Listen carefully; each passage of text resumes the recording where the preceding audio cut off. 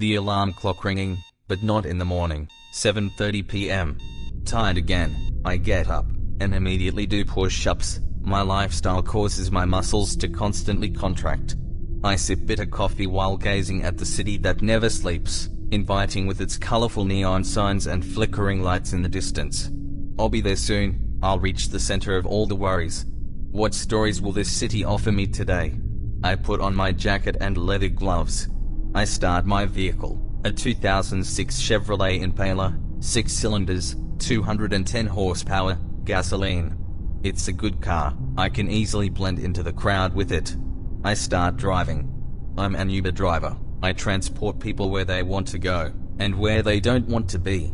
Usually, I wait outside pubs or clubs. Maybe I'll find a customer right away, so I won't have to waste gas. Someone knocks on the window, an old man with a mustache. He wears a worn 20-year-old jacket, with tiny food stains embedded in the fabric. His collar is visibly unbuttoned. I already know he's a taxi driver and he has an issue. They often hassle us. This war probably never ends. They have some rules that have been in place here for many years, and they think we, the newcomers, will follow them. He looks at me without blinking. He wants me to roll down the window. I do it, but just enough not to let anything slip through the gap. Do you have to stand here? He asks me. Reluctantly, I reply, yes. I'm not used to talk to people I don't like, and I don't particularly like him. He reminds me of someone, but who? I want to reach into my memory, but he interrupts me again. We pay here. For what? I respond. For the right to stand here. It's not a paid spot. We pay the boss. What boss? I ask, already knowing the answer. I know this club belongs to some young guy who watched too many gangster movies and thinks he's become one of them. He charges fees to the taxi drivers for standing on the sidewalk in front of the club. I'm not a taxi driver, so I don't pay. Well, from this club. You probably don't pay? No, I don't pay. Should I call the guys? I start my car again and drive away. I don't want to wrestle with those tough guys who, fueled by vodka and pickles, decided who gets to stand here. There's always one lurking in the background who might scratch my car at the end. It's not worth it. The city is full of sidewalks not occupied by the locals' patrons. Could you not smoke? I say to the customer while rolling down the window. Why? Because I don't want my upholstery to smell like cigarette smoke. He tosses the cigarette and grumbles like a beaten dog. People like him are not used to being told what to do. What crappy music is this? Are we going to a funeral or what? Goldberg Variations, I reply. What the fuck is that? Goldberg Variations. You don't know Variations? And you? Where are you from? The big guy reaches over and pulls on my seat with one hand, lightly for him. If he wanted to, he could tear off half the car. From here, I reply. I've answered him so many times, and he still doesn't remember. Me too. They start talking, chatting about silly things that only matter to people like them. How much they've drunk last night and who banged who.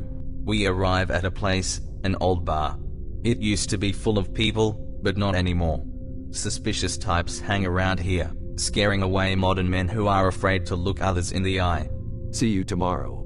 See you, I reply, reluctantly. Another customer. I'll take the ones close by. If it's far, I won't. I've already had too many customers this week, and I'm close to a bonus. Soon, Uber will stop getting me new customers, but I have to keep driving. I can't sleep. Couple get in.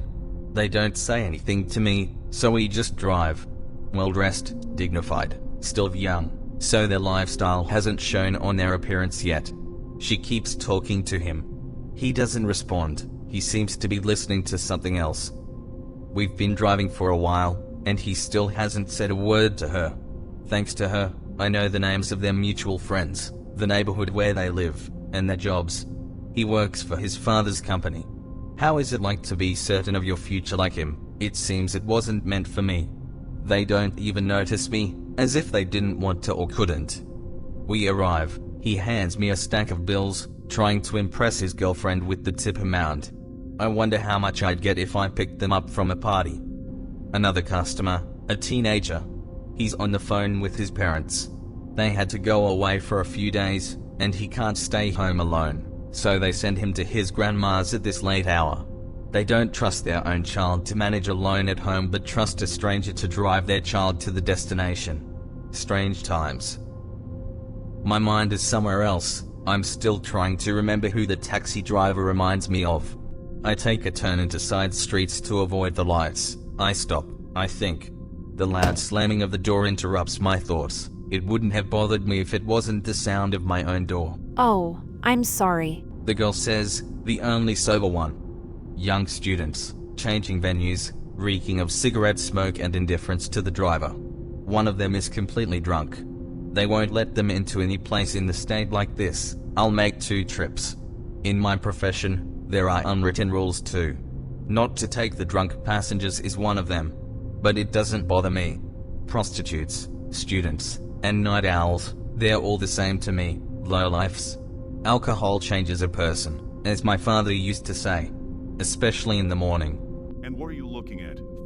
He's not breathing. Help him. Take your girl and your buddy and get the fuck out of here. Call an ambulance. You're still here. Do you want me to translate you more?